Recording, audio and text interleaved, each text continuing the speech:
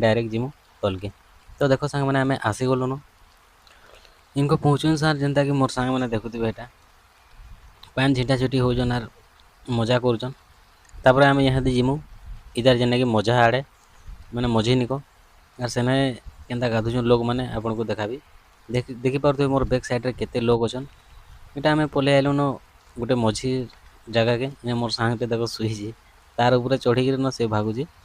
तो बहुत मस्ती करुचु भल लगुचे। देखुवे यहाँ पूरा फैमिली जगह है फैमिली माने प्राय आइछन बैचलर लोग बेसी कम आइछन। इटा पान तार मैंने एंता आसुवा आ जेनता कि लोग मैंने गाधुचन देखुवे।